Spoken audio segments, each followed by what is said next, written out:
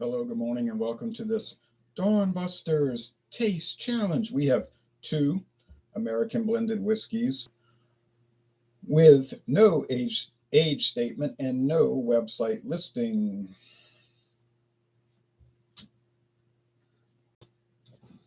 Now, this one is called Calvert Extra.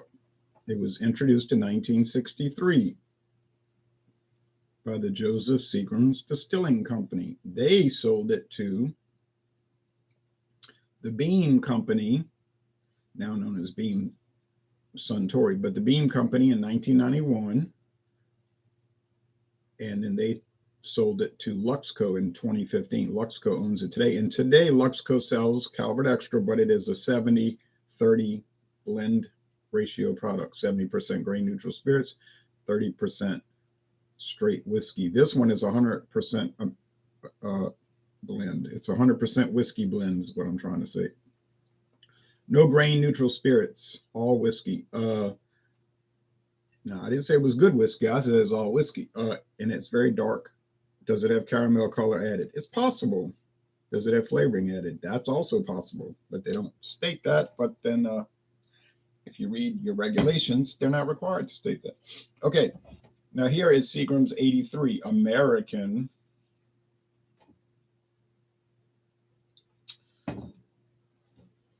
And they put that on there for a reason, because there's a Canadian Seagram's 83. The original Seagram's 83 is a Canadian brand, okay?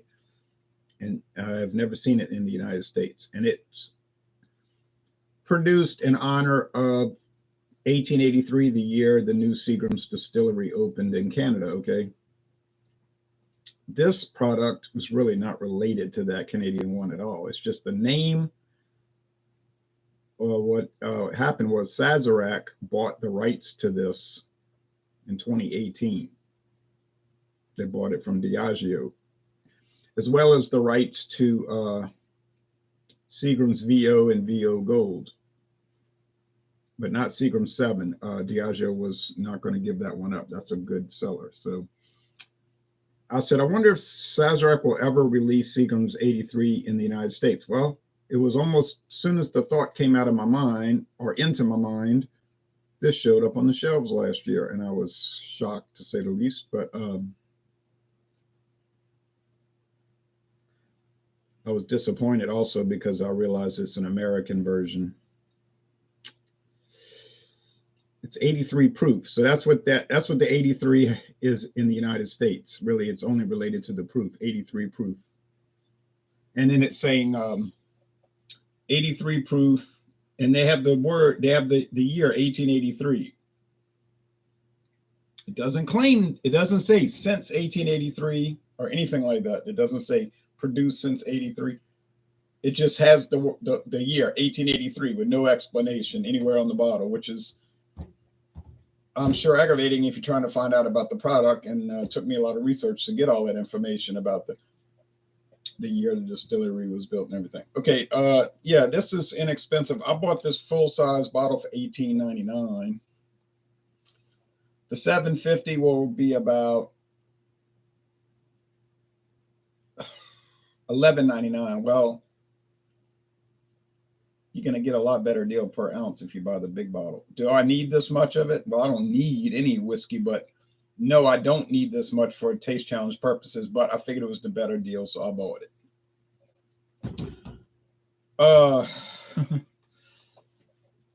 There's the famous Seagram's crest. Of course, the company itself is no longer in existence. Only the name exists, and the recipes and the titles. And when the company started to crumble in the year 2000, Coca-Cola bought the rights to Seagram's ginger ale.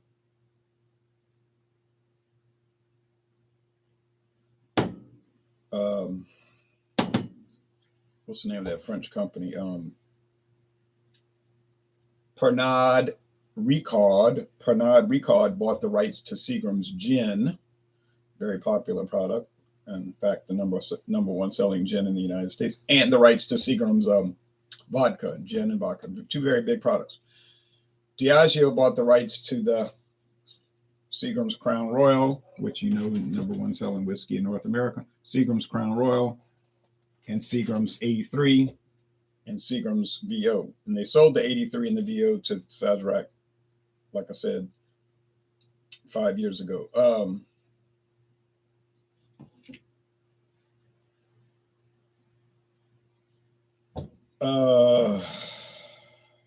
Pernod Ricard's Chivas Brothers division bought the rights to Seagram's Hunter Piper Scotch, which is very big in India, like the second best-selling Scotch in India. Not too big in the United States, but a few people buy it, and it's not called Seagram's Hunter Pipers in the United States. It's just called Hunter Pipers, and it's bottled by Heaven Hill. Somehow Heaven Hill got the contract to handle it in the USA. I don't know how those things are complicated. Like it's like Modelo beer.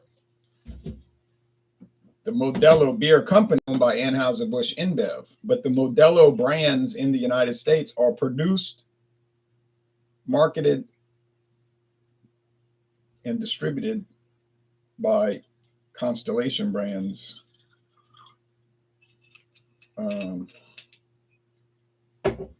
So it's sometimes very difficult to track who's doing what and who's owning what. Kind of like that Topo Chico we tried yesterday, which I hope I never try again. Unfortunately, I have a second can. It's owned by Coca-Cola, but it's produced in Milwaukee for Topo Chico or Coca-Cola. And I'm assuming it's Miller doing it, because who owns a big brewery in Milwaukee? Miller Brewing Company. I say I assume, I don't know that. So we'll notice that the Seagram's 83 is much darker by virtue of caramel coloring. The Calvert Extra is pretty dark itself. It's an amber or honey color, if you want to call it. This one is more copper. Here we go. Maxwell in Russia, the Russian Federation. Good morning, Ron. Good morning to you, Maxwell. He even joined one of our hangouts one time, our examination Wednesday night. But it was very late for him, to do that. It was very late at night, so it's difficult for him. And he tried his best to speak English. He did a pretty good job. If I tried to speak Russian, that would be a catastrophe, because I can't speak Russian. I can't speak any other language. Okay. Some people ask me, do I speak French? No.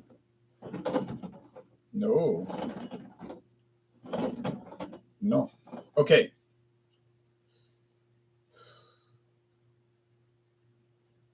Some Louisiana people speak French. Most of them are over 70 years old, but there are some younger ones that do, but it's not common. There are French radio stations. There's a French radio show comes on in New Orleans every Sunday at 12 noon, I think. Lasts for 2 hours. But to say it's a common language now in Louisiana, no. Now, I remember driving out in the country with my father years ago. We stopped at a bar to use the bathroom, and all the men in there were talking French. Privet, privet. Yeah, but I don't know too much. And they were all speaking French. Couldn't understand what they were saying. I remember, I can remember that. If you go in a store down in those country areas, they'd be speaking French and all of these things. Sometimes you'll hear old people speaking French to each other a little bit, but generally, no, it's dead. It's a dead issue in Louisiana. Yeah, Mila Kunis. I saw her speaking Russian. An old clip from years ago. She was speaking Russian on an interview. And okay, she's an immigrant from the Soviet Union, so why wouldn't she? Okay.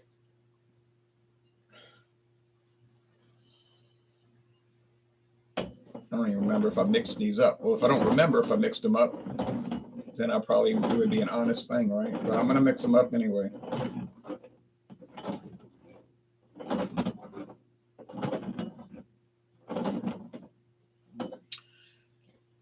And I guess that hostess for AT&T, the ad representative, the girl that does all the commercials.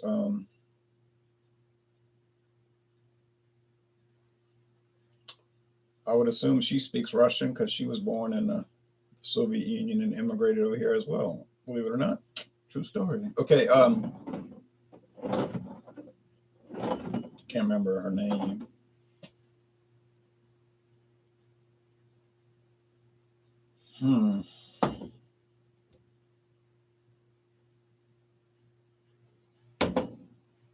I think that's the Seagram's 83, and I think that's the Calvert Extra, and I'll tell you why. The Calvert Extra, I noticed, had this cherry nose and taste.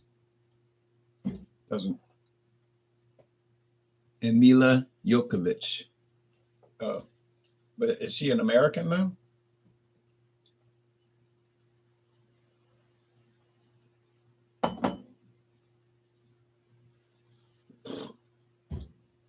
This got to be the Calvert Extra.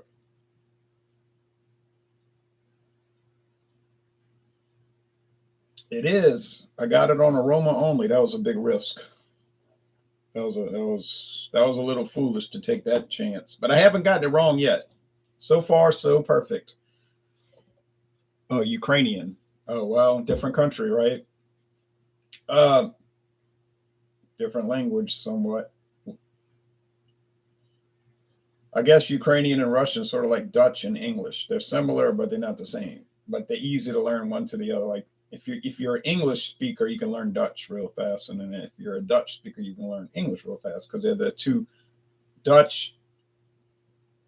The language most closely related to Dutch is like English or German, and then the Dutch is the most closely related non-English language to English, right? And I read that Dutch people can understand Germans, but the Germans can't understand Dutch people. So I don't know. And apparently Dutch can understand English easy, but English can't understand Dutch so easy. Okay. This is not about language. It's not a linguistics video.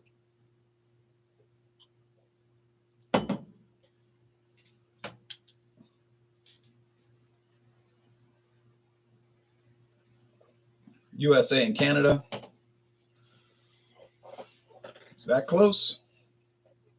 Okay, because they use different words there. Like we say truck, they'd be talking about lorries. I think they say truck too, but I hear us say we say bath, restroom. They say washroom. That word has no meaning in the United States. Like if you went to a restaurant and said, "Where's the washroom?" I don't think they would know what you were talking about. They would think you were talking about the laundry room where you would wash clothes. So that word, yeah. So that doesn't mean anything.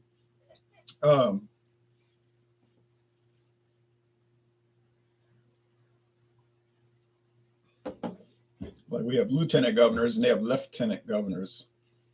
If you said lieutenant governor here, people would think you had a speech problem, like a speech impediment. Like they would say, is he like special education person? Or is he drunk?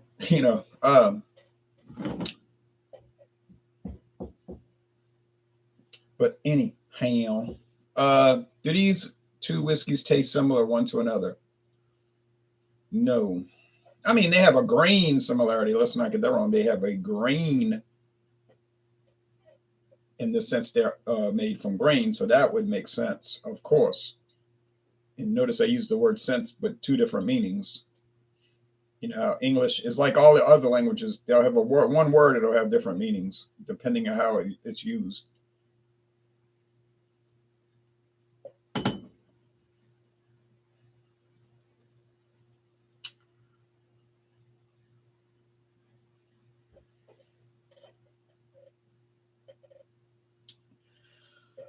I don't know why this product has a cherry flavor. It's not profound like you're eating cherries or it's got cherry juice in it or you know what I mean, like a true cherry, but it's got this cherry orientation and I can't explain it, but I can recognize it.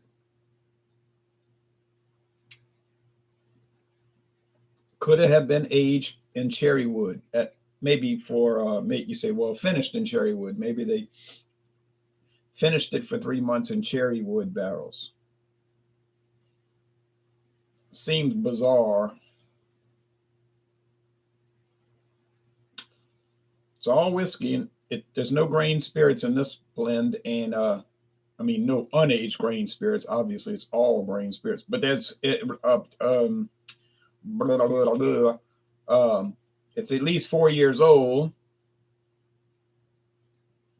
Could have natural flavorings in it. Like I said, something like when they say natural flavorings and whiskey, what they usually meaning is like what they call blending sherry. You say, well, that's a wine. Yeah. It could be flavored with wine. Now, why do they add sherry wine to a whiskey? The U.S. government explanation for that, if you read the handbook of distilled spirits, is that it helps with consistency, like make the flavor more consistent. Because when you're dealing with really low grade products, I mean, let's be honest, we're not dealing with anything quality here, or anything of respected quality. I mean, there's quality to it, but it's questionable, let's say. I mean, we'll be honest. So I'm not going to sit there and pretend like it's not. So, it could just be like, you know what I mean? Like the deviation is kind of jumpy. The standard deviation from what they're looking for could be kind of jumpy. So that sherry wine it doesn't make it not jumpy. It just makes it not noticeable. You see what I'm saying? Maybe it masks the deviation from the norm. Could create an illusion in your mind of that it's consistent when it may not really be. Now you might be thinking, what about my bourbon? I love this Knob Creek bourbon I have here, and now you telling me they're adding flavoring to make it consistent, and I'm telling you, no way. That's different. That's a straight bourbon. If you're drinking straight bourbon, and I don't care what brand it is, it could be a $200 bottle or a $9 bottle that's a private label from CVS Pharmacy, right? Which actually exists, believe it or not. Neither one of those products are going to have natural flavoring added or coloring added. That's illegal. Now, my friend David will always say, yeah, but they're probably doing it anyway, and nobody's noticing. I said, I doubt that. Do sometimes companies cheat and not follow the regulations? Yeah. And they get in trouble, and it's not worth it. Then the money they pay and the reputation they lose. You cannot have a bourbon, but they're not going to do it, okay? Because a straight bourbon company would never survive that if it got exposed that they had been cheating and adding flavoring.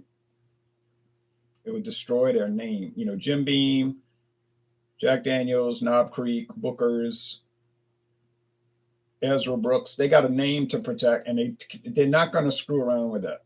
Okay, we know what happens to companies when they screw around, and we got a good example this year. And I don't even need to name the company who screwed around with their marketing, not their recipe, but it had been a disaster.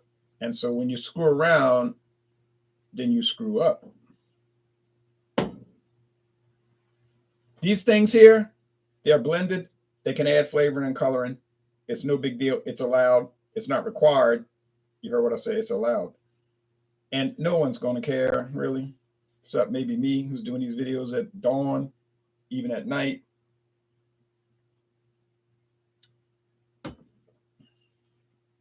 The Calvert Extra is the clear winner of all of these challenges because it's got oak that's easily recognizable, charred oak, or maybe just oak without the char, whatever.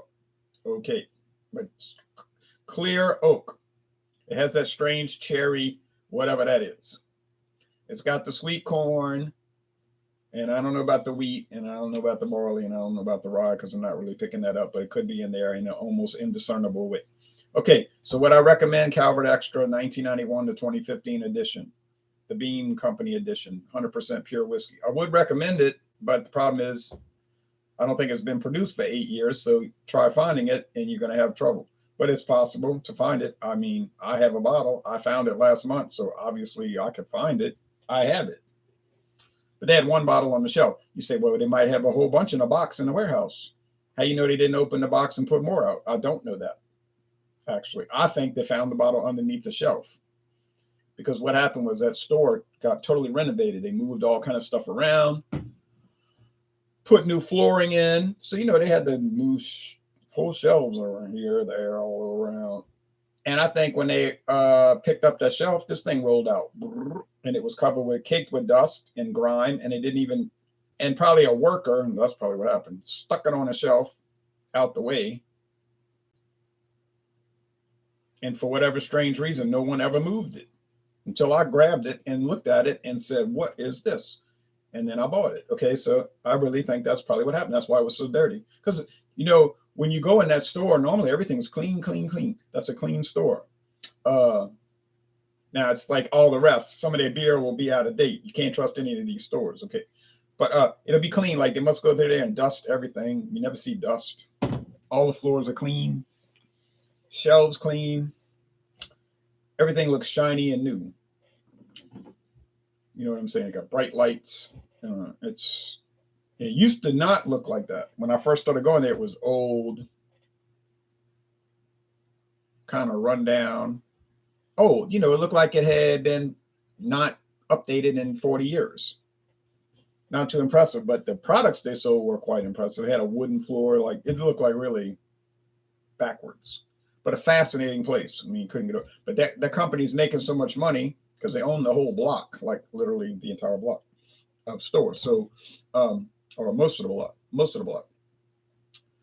The whole shopping center is called International Market Shopping Center. So they put in a bunch of money this past year, and I mean a bunch, obviously, all new flooring, all new lighting, all new shelving configuration, and but it just looks great.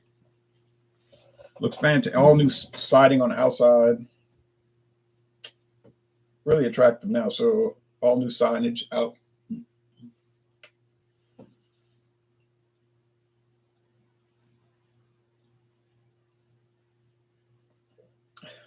Every time I go to that place, I find something different.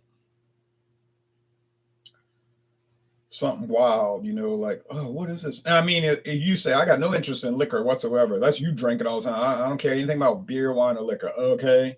I don't know why you'd be watching this video, but okay. But they got fascinating food products. So you could go in there and look at their fresh produce. You'd be stunned.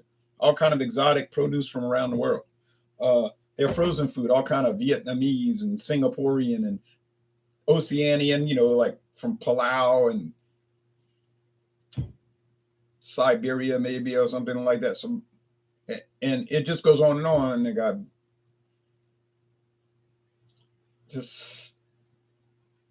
got a whole aisle of tea, just tea from all over the world.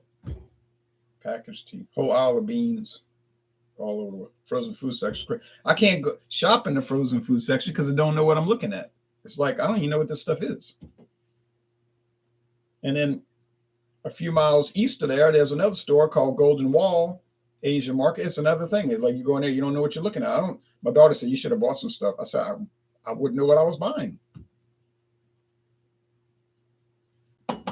Except the beer, I recognize that. The Red Horse lager from Thailand, this bottle. Okay, so to close it out, the Seagram's 83 is all right. It's pretty standard. It's got a little higher proof. You basically are getting sweet corn, no charred oak, no oak really. It's just like sugar water. It's basic. It's okay though. And like my friend David would say, this is a mixer. No one's buying this to drink straight. And that's for sure. The Calvert Extra is a little bit more of a sipper, but still is pretty cheap. All right, so thanks for watching. Tomorrow, I'll be bringing in some Beam Company cheapos. All right, bye-bye, y'all.